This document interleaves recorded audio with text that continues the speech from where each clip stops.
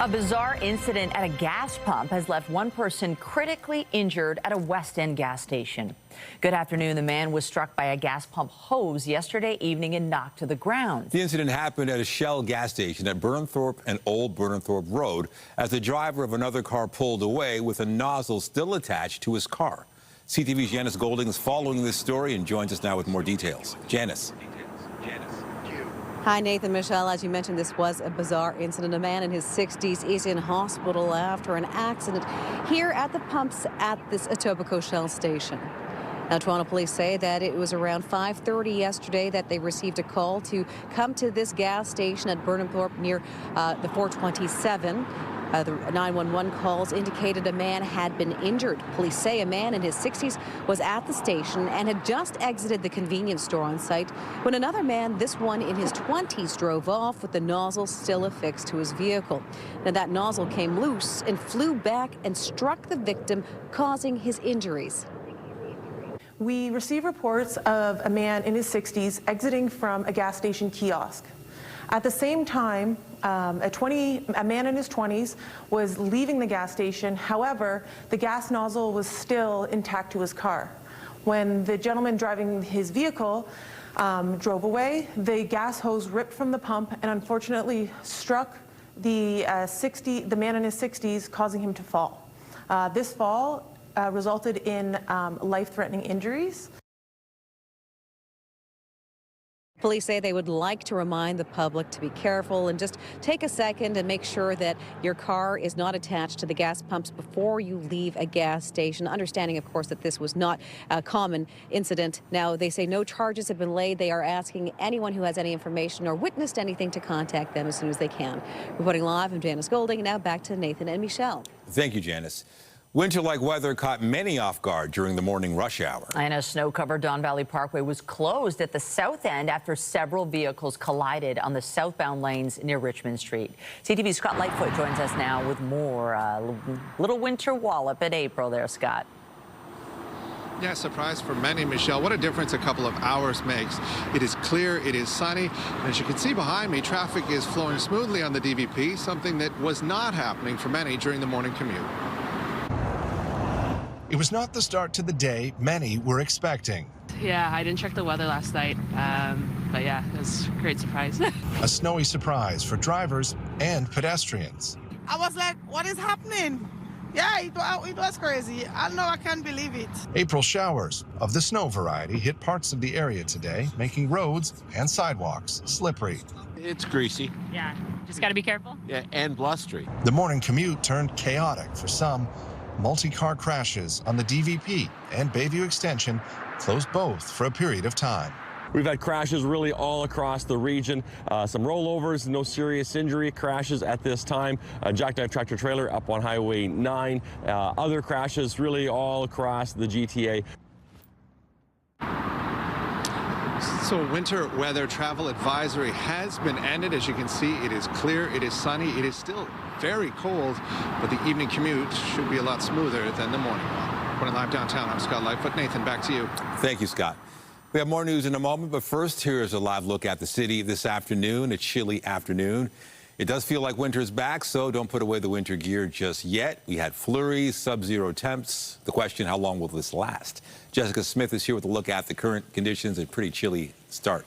Very chilly start. The lake effect snow machine was fired up last night and it carried into the early morning commute. So that was that challenging kind of 2-hour window. But just as you saw with Scott out there, it is done for now, at least with the snow. The cold, though, is sticking around thanks to a really chilly and strong northwesterly wind. It's still creating that lake effect snow machine. So for our friends still out towards Barrie, they're still experiencing some of this, but a lot of this will taper off as we head throughout the day. What isn't changing is the cold and the wind. So you'll still need your winter jacket as you head throughout the day today, but you can probably ditch it into the day tomorrow.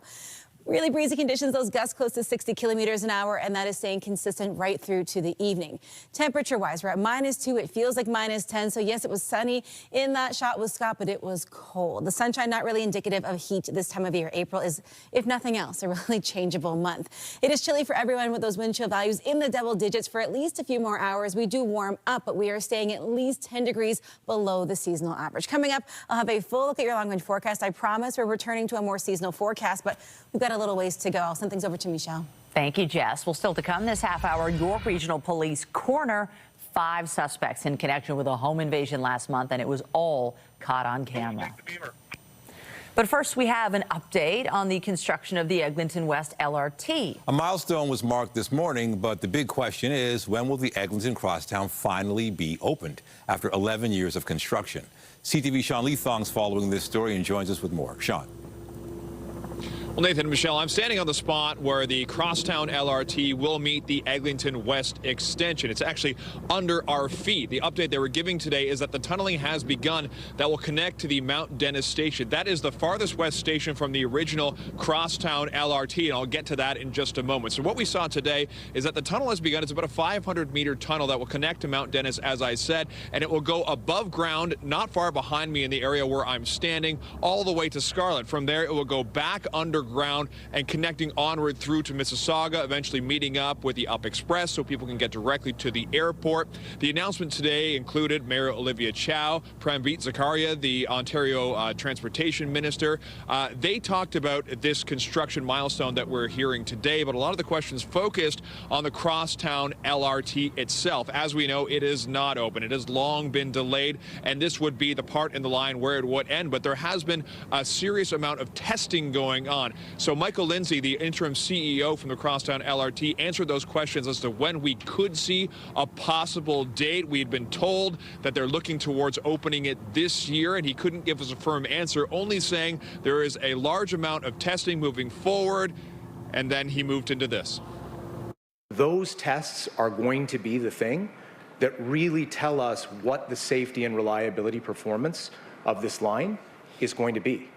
And therefore, we need those tests in order to know what the actual opening date is going to be. But what I can tell you is I see everybody doing the right things to prepare for this project to come into service this year. Construction that's currently happening on the Eglinton West extension. But when it comes to the testing that we will be seeing, people who may be driving by the Crosstown LRT will see trains moving back and forth. He said that there is a section of testing that will take approximately 30 days, but they have to keep it open because of the possibility that there could be alterations that have to be made. He pointed to the Ottawa LRT as an example of somewhere they don't want to go to have problems after the Crosstown LRT does open. So nothing firm just yet, but milestones being made. Reporting live, I'm Sean Leathong. Nathan, I'll send it back to you. All right. Thank you, Sean. Turning now to the federal election campaign, and we begin with Pierre Poilievre, who spoke this morning in Edmonton. The Conservative leader promised to crack down on offshore tax loopholes. I'll also direct CRA to reapportion the use of its staff. We're going to have fewer auditors going after charities and small businesses, and more going after international tax evaders. The goal will be to collect an extra $1 billion from international tax havens and by closing the loopholes that enable them. Poilievre says he'll form a tax task force that would make the rules more fair and simple. The Conservatives say they'll also create a website to name and shame the wealthy companies that are dodging taxes. Poilievre's holding a rally in Sault Ste. Marie later today. Liberal leader Mark Carney held a campaign rally in Richmond, BC last night.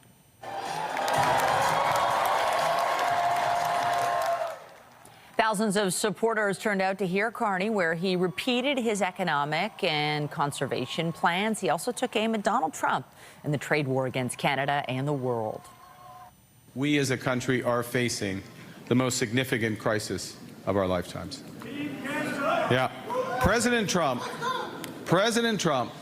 wants to break us so that America can own us. That's the answer. It will never, ever happen. It will never happen. Carney said the Liberals are the best party to take on Trump in the trade war. He also called health care a right. Carney is in British Columbia this afternoon before going to Calgary this evening.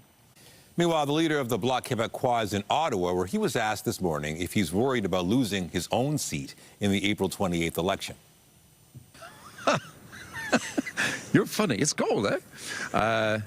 I did not expect anybody to be there when I went to deposit the the papers that I had to give them, and I did not invite anybody, so they didn't know I was to be there. But I'm pretty safe in my riding, but that belongs to those who will vote. Later today, Blanchette will meet with German and Japanese ambassadors to Canada and then make a campaign stop at a coffee shop in Lachute, Quebec. Jagmeet Singh is in Vancouver, where he's joining striking workers on a picket line before heading to Burnaby tonight. Yesterday, the NDP leader was in Toronto addressing Canada's housing crisis. Our plan is to build 3 million homes in the next 5 years. Not just build those homes, but build homes that people can actually afford. We're going to lay out the plan to do that. And as we laid out yesterday, all of this money that we're talking about is going to come with a condition that's going to require that municipalities and provinces put in place laws like rent control, banning fixed-term leases, banning rent evictions and dem evictions, empowering tenant unions to negotiate with landlords. We want to ensure that all the money we're going to talk about today is tied to conditions to make sure that these homes are affordable. Singh also said Hudson's Bay employees that have been laid off should be compensated for unpaid wages and benefits ahead of creditors in bankruptcy filings. Let's bring in CTV's Colton Prale, who's standing by in Ottawa. Colton has been watching very closely every day of this federal campaign, and we got under 3 weeks to go. What's top of mind for you at this stage? I think it's a couple of things. First off, it's the separation between the Liberals and Conservatives around what they're focusing on. And this has been the case for the entire 2 weeks. It's Donald Trump, and it's the issues that already existed inside of Canada. So you hear Mark Carney tell Canadians, there's going to be rough times ahead. I'm the captain to steer the ship through this. At the same time, you hear Pierre Poilievre talk about the lost Liberal decade. There were problems before Donald Trump. We have to solve those problems first. And the framing of these two different ballot box questions is ultimately going to determine who becomes prime minister. Whether this is an issue, because we know both of these are the two biggest issues, but whether this is split 50-50 down the middle or 60-40 one way or another is really going to drive who becomes the next prime minister. And it's so dependent on how much Donald Trump weighs in on not just Canadian politics, but on the global economy and what he does and how it impacts Canada and the fear that Canadians feel from those impositions. And so if he's quiet for the next 3 weeks, well, then certainly you look towards the Conservatives as potentially being able to reframe this election. The challenge there, obviously, is he's Donald Trump, and quiet for 3 weeks is just a fantasy. That's not something that's going to happen. So how is it going to play out? When is it going to play out? Is it going to come, on the Easter long weekend right before Canadians head to the ballot box? And could that shift the question? That's one of the things that I think is really interesting.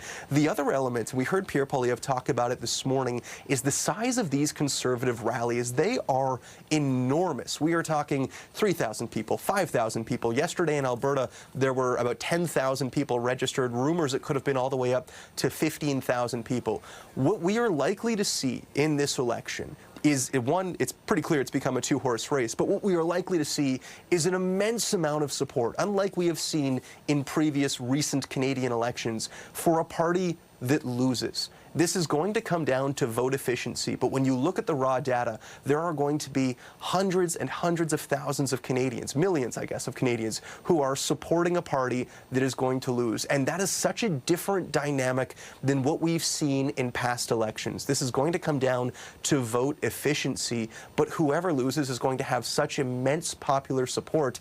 Watching how that plays out among the Canadian populace is going to be one thing, but also watching how these two leaders try to juggle having a lot of support, but having a lot of support where it matters and where they can win seats is going to be, I think, the most telling and interesting part of this campaign. Because if you look at last night, 10,000 people in Edmonton is a huge showing, but most of those seats were already going Conservative. Can he do the same thing in a city like Ottawa, for example, that doesn't go Conservative as much? Can he do it in Victoria, where there's a lot of NDP seats up for grabs? Can the Liberals do it in Victoria or in, outside of the core of Toronto itself and the GTA suburbs that tend to go more Conservative? That's going to be the most interesting part of this election, I think, to watch from an outside point of view, to get a grip of where this is actually going in 3 weeks' time. And no doubt in the weeks ahead, we will be looking at where these leaders are going for some evidence at where they think they can be winning these seats. CTV's Colton Prale live in a snowy Ottawa. You guys got snow too. Thanks so much. Anytime. The latest Nanos research polling shows the Conservatives continue to gain ground on the Liberals. Compared to 3 days ago, the Liberals are down more than 3 points among decided voters, while the Conservatives have gained the same amount. The NDP continues to slide, stuck at around 8%. And it's a similar picture when it comes to preferred Prime Minister. Mark Carney's support had dropped by 3%, while Pierre Poilievre saw a bump of 4%. Support for Jagmeet Singh is steady at just over 4.5%. Now to the dramatic arrest of 5 suspects wanted for a home invasion last month in Richmond Hill. York Regional Police tracked down the suspects with the help of a police helicopter. CTV's John Musselman reports. Take the beamer. This York Regional Police helicopter video shows police boxing in, then chasing down 5 suspects wanted in connection with an alleged home invasion in Richmond Hill last month. Jags on the move. Watch as one of the cars attempts to flee police. It appears to get stuck. The scene is in Mississauga on Saturday night near Matheson Boulevard and Creekbank Road. The suspects take off on foot, but police, with the assistance of the K-9 unit, are able to track them down. We got all 5 in custody. Nice. Investigators say they responded to that home invasion on March 18th. 3 masked men forced their way into a home and demanded the keys before reversing the car out through the closed garage door. Fast forward to April 5th, our hold-up unit, along with members of our emergency response unit, K-9 unit, air support unit, and mobile and investigative support units, were conducting investigation into that home invasion on March 18th and subsequently arrested 5 individuals in Mississauga. Police say 4 men and a youth have been charged with multiple offenses. 3 of the accused were wanted by other police agencies. Police also recovered a loaded firearm when they made the arrests. This is extremely dangerous. We're seeing offenders stealing these high-end, powerful vehicles. They're operating them in dangerous manners throughout the GTA. And as I said, in a lot of the cases, they're armed with firearms. As we've seen during our arrest on April 5th, the loaded firearm was recovered upon takedown. Jags done. Lots of runners, lots of runners. Investigators say some of the accused were out on separate release orders or probation for unrelated offenses. Anyone with information is asked to contact York Regional Police. John Musselman, CTV News. We turn now to the trial of 2 people charged in the murder of OPP Constable Greg Priscilla. Relatives of one of the accused, Randall McKenzie, has testified about seeing the couple after the murder. CTV's Krista Simpson has the details. Court has already heard that in the moments after Constable Greg Pirchala was shot, the shooter and Brandy Stewart Sperry stole a truck and fled the scene. The stolen vehicle was equipped with OnStar technology that ultimately helped police locate it at 2 adjoining properties on Mississaugas of the Credit First Nation. Monday, some relatives of Randall McKenzie who lived on those properties took the stand. 2 described encountering Randall McKenzie and Brandy Stewart Sperry that afternoon in a trailer or shed on the property. Richard McKenzie, Randall's brother, said Randall was pacing. Caitlin Garlow, Richard McKenzie's wife, described that too. Randall was walking back and forth, frantic, pale, like something happened, she told the jury. When asked if he made any complaints, she said just that he didn't want to go back to jail. She said she could also tell from how he would stop walking and bend over that he had a back injury. But in cross-examination, McKenzie's lawyer asked about why these statements didn't align with what she told police when she was interviewed the day after the shooting and never mentioned Randall speaking or seeing him in pain. Garlow also described going back to the trailer later and finding Stewart Sperry alone inside, crying. Also taking the stand, Catherine Savage, whose step-aunt was Randall's adoptive mother. Savage was also living in a home on one of the properties. She described Randall coming into the house and asking for help with a jack for a car. I felt suspicious about it, so I looked out the living room window and I seen a new model of truck, she told court. Surveillance footage from cameras on the properties shows her leaving the house and taking her own cell phone videos of the truck and a tire that she believes Randall took off it. She says she asked Randall if the truck was stolen. He said, "No, I promise it's not." She says the woman that was with Randall said it was hers. Krista Simpson, CTV News.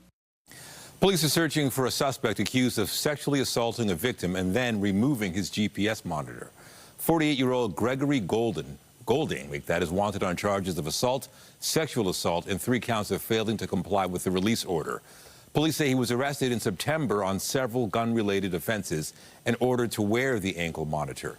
He's now wanted in a sexual assault that occurred yesterday in a home near Midland and Eglinton. Police say he removed the GPS monitor before leaving the area. Anyone with information is asked to contact police. At City Hall today, some changes to the dangerous dog bylaw are being considered. The proposed changes include signs on the door of a condo where a dangerous dog order has been issued. CTV's Mike Walker is at City Hall and joins us now live with more. Mike? Well, Michelle and Nathan, the amendment to the bylaw just passing moments ago here at committee. Under the current bylaw, if you own an animal that's been deemed a dangerous dog, you are required to post a sign on your front door to alert the public. But what city staff have discovered in the past year is that there have been issues posting these signs inside condos and apartments. Now, the city rolled out these signs this time last year in the wake of 2 separate dog attacks. A woman and a young boy were both mauled by dogs. Councillor Paula Fletcher, who proposed the amendment, tells us when city staff have conducted inspections and went to post these signs, they discovered that some condos and apartments have their own bylaws that would prohibit these signs from being posted.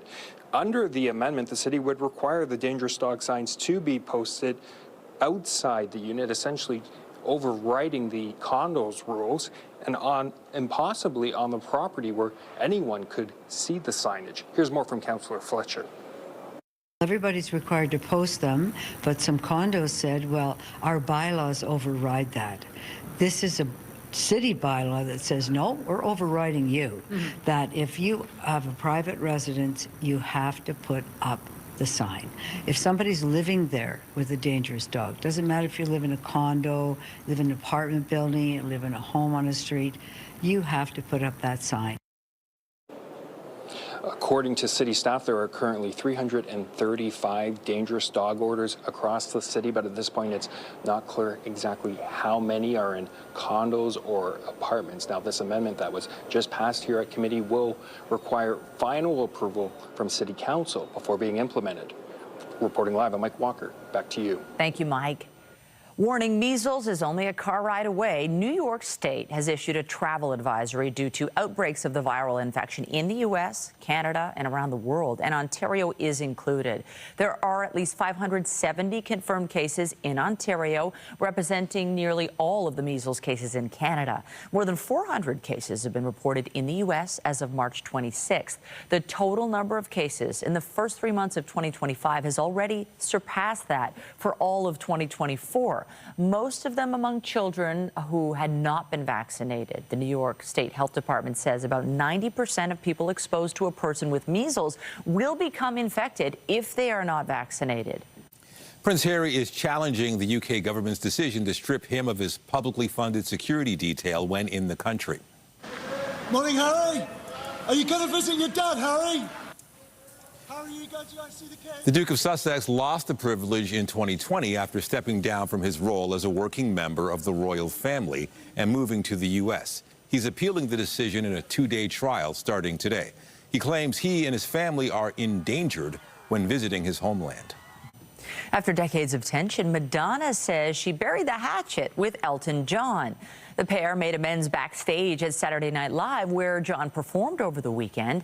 The long simmering feud between the Queen of Pop and the Rocket Man dates back to the early 2000s. John took aim at one of her songs and accused her of lip-syncing on stage, sparking a war of words. Madonna says she has long been a fan of his and hinted the two might even collaborate on music in the future. It was a messy start to the day, but things are looking up. It's not necessarily warmer, but it is much sunnier than it was. Now, temperature-wise, we remain below seasonal as we get through our Tuesday here in the city and right across the GTA. We should be at 10 degrees for this time of year. By the time we get into the afternoon, we'll hover around the freezing mark, but it will still feel closer to -6 with a gusty northwesterly wind. So you will need to layer up from start to finish today. Coming up, I'll have a full look at your long-range forecast, including a return to a more seasonal forecast looking ahead to the end of the week. Those details coming up. Now more than ever, Canadians need to know where our leaders stand. CTV News keeps you informed on the issues that hit home. This election, connect to Canada's most trusted news source, CTV News, now more than ever. All right, we're taking a look at the markets this afternoon. We've got the TSX numbers on top, the Dow Jones on the bottom. After a few days of volatility with Donald Trump's tariffs weighing heavy on investors, there are some positive gains so far today, but there are questions about what we could see in the coming crucial days and that deadline set by the U.S. president on China as it approaches. Let's bring in CTV's Scott Hurst. Scott, yesterday a roller coaster trading day. What are we expecting today? Nathan, good afternoon. What a difference a day can make, as we're just looking at the numbers there from the Dow Jones and the TSX, both showing gains today after significant volatility for several days after U.S. President Donald Trump announced those sweeping tariffs in the middle of last week.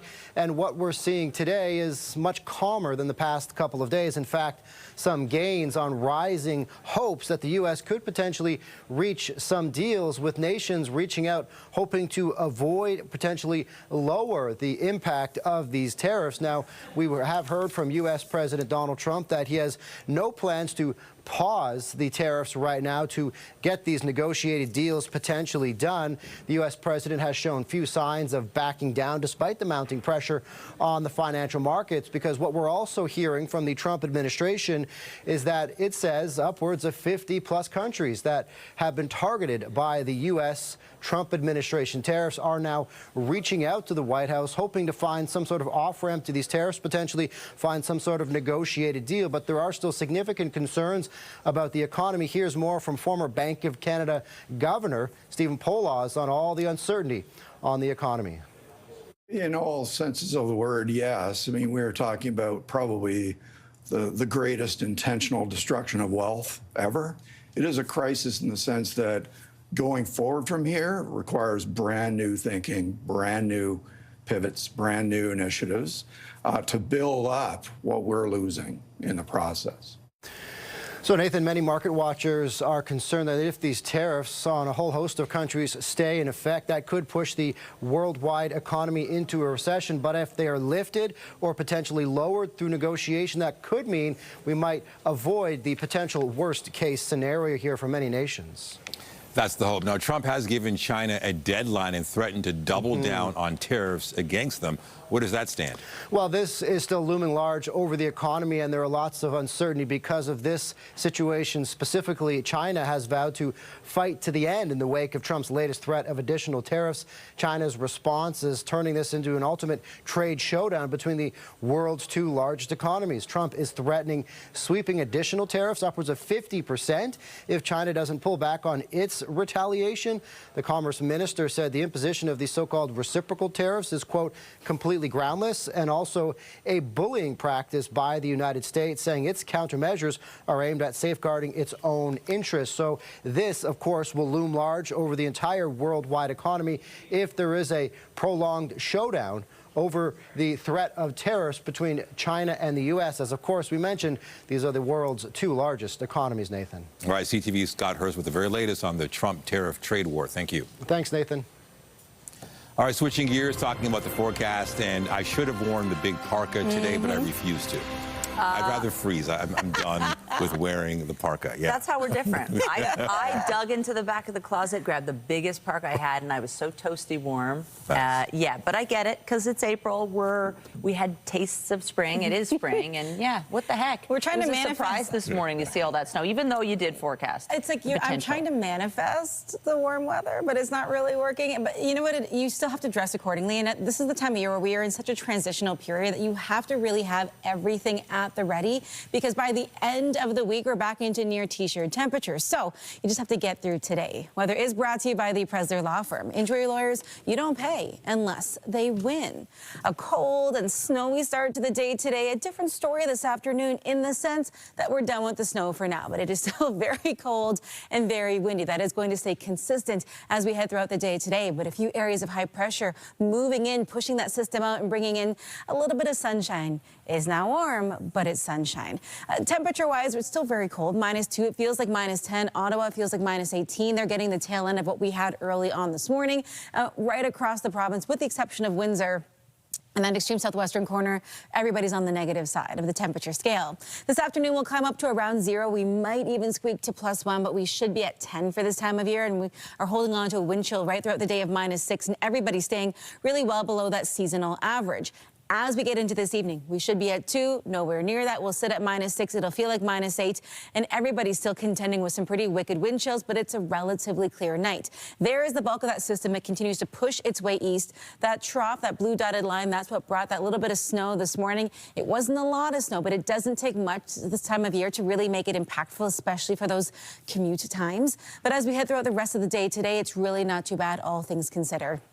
We just hold on to a lot of wind, but a lot of sunshine throughout the day. That's thanks to that really kind of nice area of high pressure, at least brightening things up. As we head into our Wednesday, though, the cloud cover pushes in first, and then we're watching for another round of really messy weather. We get through our Wednesday okay. Thursday, we start to watch this creep in. So just keep an eye on it. This is kind of a second half of our Thursday situation. So we get through our Thursday morning commute significantly better than it was today. And then as we head into the afternoon and the early evening, we watch for what is going to be wet snow. We're looking at this kind of making its way right across the Great Lakes and then predominantly to that north end of Lake Ontario. Temperature-wise today, again, we are below seasonal start to finish, the same as we head into the day tomorrow, but it gets a little more comfortable. We head into our Thursday kind of midday where we watch for this kind of wet snow system to make its way through. It transitions into rain as we warm up into our Friday, and then it pushes out just in time for the weekend. And looking ahead to your Sunday and your Monday, double digits. Michelle, I'll send things back to you. Ooh, that looks pretty good. Thank you, Jess. Thanks. Well, the City of Toronto says it's going to be carrying out controlled burns at High Park and South Humber Park this month to help protect its ecosystems. The burns will consist of deliberately set and carefully controlled fires, which are low to the ground. The fires will target dried leaves, twigs, and grass, and they're aimed at stimulating growth. An exact date will depend on the weather, and it will be chosen 24 to 48 hours in advance based on the forecast. Still to come, will your car insurance cover the cost of paying off a car loan if you're involved in an accident where the car is written off? CTV's Pat Foran has a report you'll want to see.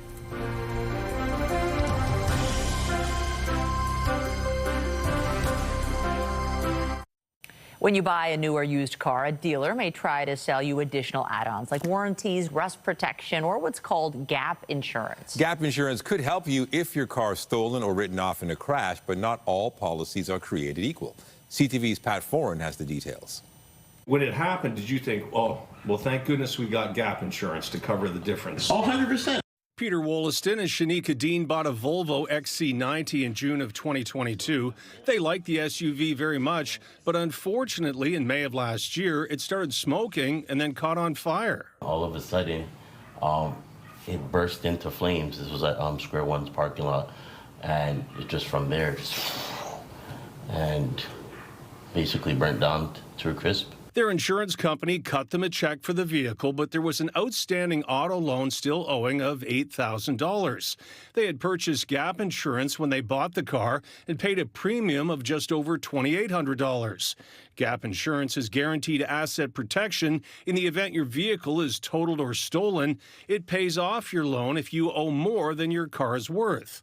When their SUV was written off, they were glad they had purchased the extra coverage. I figured whatever the primary insurance wasn't going to cover, the gap insurance would cover the gap.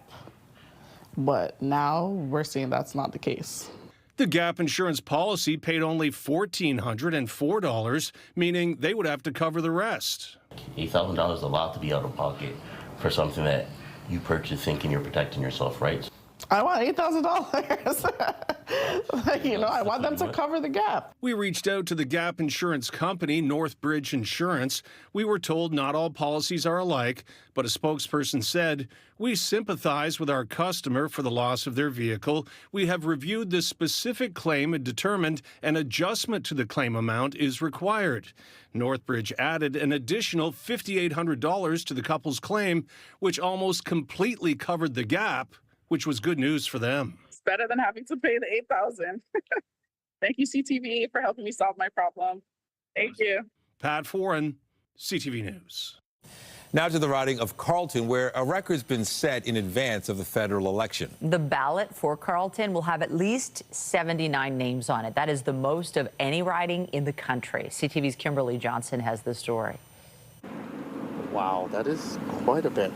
Voter Jimmy Ruggiero is shocked that there are dozens of candidates running in his riding. I'm looking at this many. That is a lot of A lot of independents. In fact, in the Carleton riding, there are 79 registered candidates and still has the potential to grow. The largest ballot in this election, it's the third largest ballot in Canadian history. On it are Conservative Party leader Pierre Poilievre, Liberal Party candidate Bruce Fanjoy, NDP candidate Beth Prochaska, and Green Party candidate Mark Watson, while 73 are linked to a group called the Longest Ballot Committee, catching many voters off guard. Everybody just got the memo and signed up for it, I guess. It's very surprising. Very surprising. This Longest Ballot Committee member says that it's a movement to protest what they call an unjust first-past-the-post electoral system. Whenever they go out to vote and they see a lot of names, they fundamentally question, why am I seeing so many names? What's going on? And that actually starts a conversation with people and makes them realize how inefficient our current system is. This is not the first time the group has run up candidates in a ballot, previously running 91 in a Quebec by-election in September.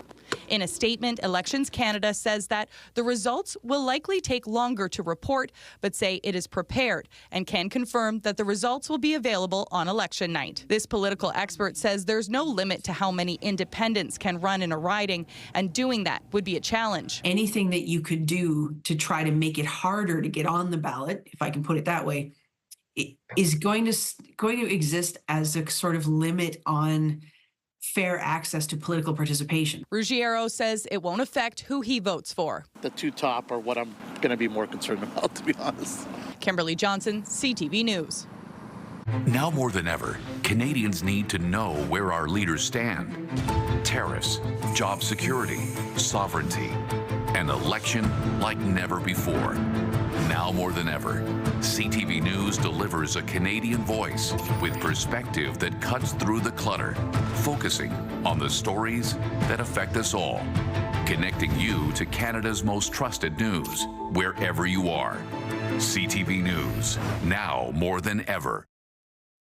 We're seeing the effects of U.S. President Donald Trump's tariffs on companies across Canada. A Kitchener camper van business has temporarily laid off all of its employees as it tries to navigate this ongoing trade war. CTV's Alexandra Hollick reports. One day after U.S. President Donald Trump's auto tariffs took effect, Cambridge camper van company Roadtrek took action, temporarily cutting dozens of jobs and leaving workers in limbo. The entire plant got a layoff notice for 1 week, and it was 80 employees. CTV News obtained a letter issued to Roadtrek workers on Friday. In it, the company says it has been forced to reduce production output due to changes to North American trade agreements and tariffs, as well as subsequent influences to its business beyond its control. The 25% tariff targets automotive parts made outside the U.S. The automotive industry is based on having those relationships with Canada, Mexico, and the U.S.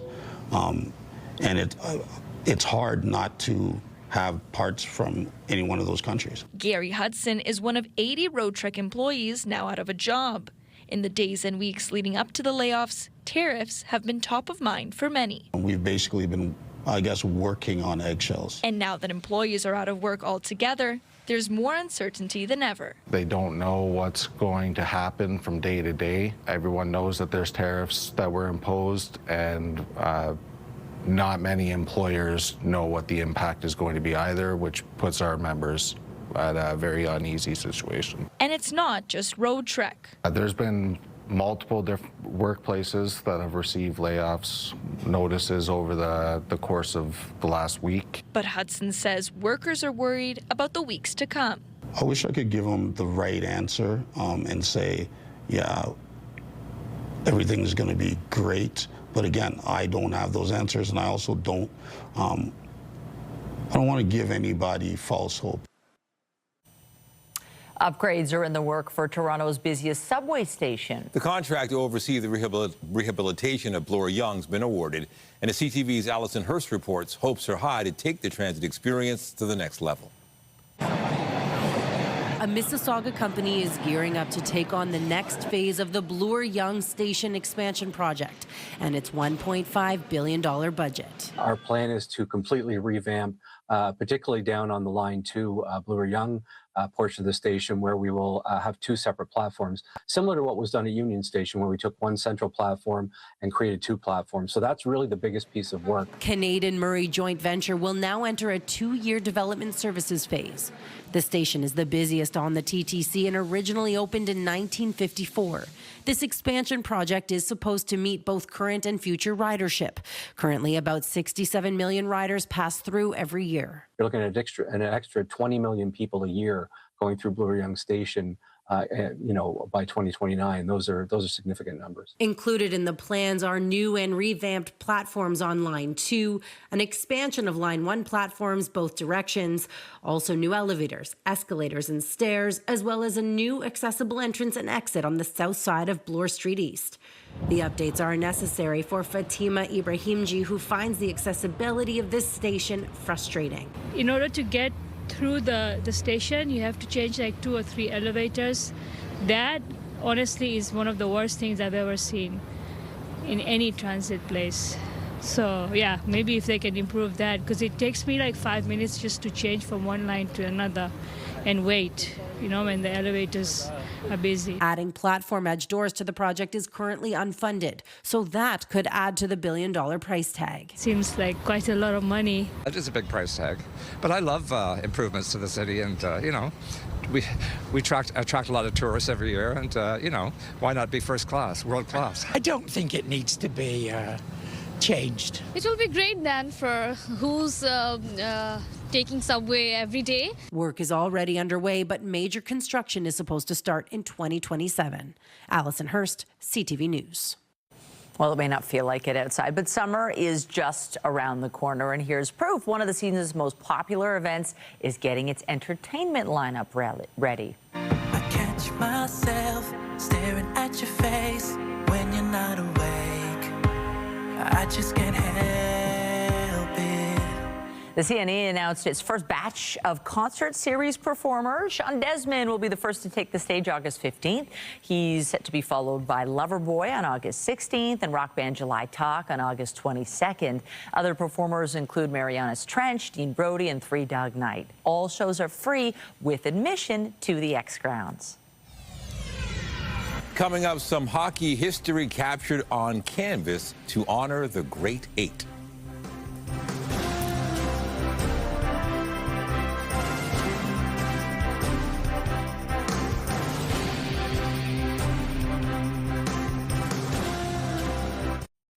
An Ottawa artist is helping capture hockey history. Tony Harris is honoring Alex Ovechkin's history-making goal with oil on canvas. CTV's Sean Varden has his story. Tony Harris has had a love of art since he started doodling in school notebooks in grade 3. I really enjoy being a child of the 70s. I really enjoyed that era of sports. Sports is my passion for art. A trained teacher, he gave up the classroom to develop his craft. A special commission helped open the doors of the NHL over 2 decades ago. The portrait was of former Ottawa Senators coach Roger Neilson, commissioned by the Senators, now hangs at the Roger Neilson Children's Hospice at the Children's Hospital of Eastern Ontario. The details of hockey equipment, I like the way uniforms, I like the way they look, I love color. So to me, it's like I want someone to look at it and have it be something that they've seen before and that they can relate to. Harris's work is now well known in hockey circles. He's done dozens of commissions for NHL players and teams. And for the NHL's 100th anniversary, created portraits of each of the top 100 players. People that I worked with at Roger Neilson's hockey school years ago, we just had connections. One led to another in the NHL, the NHL Players Association. Then I just started collecting different teams to work for and doing milestone paintings. Now with hundreds of hockey canvases to his name, Harris's talent on full display after the Washington Capitals' Alexander Ovechkin set a new NHL record for the most goals scored, beating Wayne Gretzky's record of 894. The painting honoring this milestone took 48 days to complete, and Harris says it's multiple portraits in one: Ovechkin, the Stanley Cup, and Gretzky. Those sort of things make you feel like, okay, I must be on the right path, like I'm doing something at a level that is being recognized and people are enjoying. It's turned out to be a great adventure. Sean Varden, CTV News. You know, I love his work and great painting. Yeah, really cool. And it's cool today. Yeah. And we're looking, there are some really nice days ahead. It's just we got to contend with a serious wind chill. I'm looking to the future for hope when it comes to this forecast. Today, if you're inside, it's nice and sunny out there, but it remains windy and very cold. We sit below seasonal right throughout the day, start to finish. There is some reprieve on the way tomorrow, but we have a little more messy weather in the long-range forecast. So there's a lot to contend with before we get to those nicer temperatures. We're still looking at a couple of bands off of Georgian Bay, still prompting a few alerts in those areas. The winds remain really gusty as we head throughout the afternoon, so keep that in mind. Right now, sitting at -2, it still feels like -10, so do not pack away those winter layers just yet. As we head in towards that kind of midpoint of our week, we are holding on okay, still below seasonal as we head into Wednesday, but we start to see another system roll through just in time for your Thursday and Friday, more in the way of rain, but you know what? There's sunshine on the weekend. All right, something to look forward to. Thank you, Jess. And that is CTV News at noon. Remember, you can get Toronto's breaking news all day long on CP24 and at ctvnewstoronto.ca. For Jess Smith and the whole team here, have a pleasant afternoon. I'm Michelle Dubé. And I'm Nathan Downer. Be sure to join us later for CTV News at 5 and 6. Have a great afternoon.